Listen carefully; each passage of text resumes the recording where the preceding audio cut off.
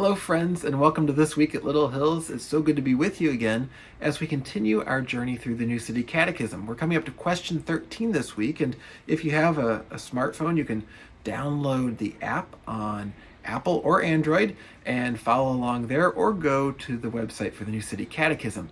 Also, every Sunday night after our 5:30 p.m. in-person and online worship service, we have Sunday School Express 15 minutes later, and we pick up with that week's question.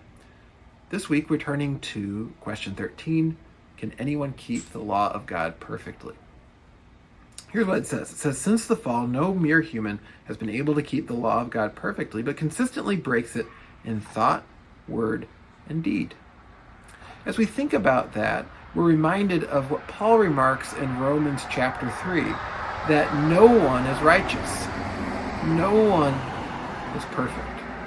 And just listen to what Paul says here in Romans 3:10 to 12. None is righteous, no, not one. No one seeks, no one understands. All have turned aside. Together they have become worthless. No one does good, not even one. Martin Luther, in reflecting on the fall, noted that before the fall, Adam and Eve were able not to sin. They did sin, but they were able not to. But after the fall, all of us are not able not to sin. We constantly find ourselves going into sin, and yet, what are we celebrating as we're in the Christmas season? That God came into the world to rescue us and to help us to escape that pattern, that awful, deadly cycle of sin. And that's the good news we find here, that we're not righteous, that we don't approach Christmas if we have the right decorations, if we wish people a Merry Christmas the right number of times, if we do any of those things, if we invite enough people to church that somehow maybe we can earn righteous credit. We can't. And yet, why did Jesus come into the world? That even though we're not righteous, we would be made righteous in him.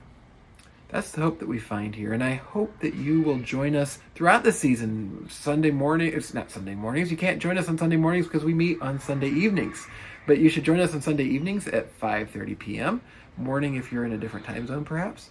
And then, of course, on Monday nights as well at 7 p.m. It's so good when we can dive into God's Word together. And don't forget, Christmas Eve is a Sunday. So 5:30 service, just like usual. We will have that, but it will be a special Christmas Eve service, and I can't wait to share that with you either. Hope you have a blessed rest of your Advent season, and I hope to see you at our Christmas services throughout.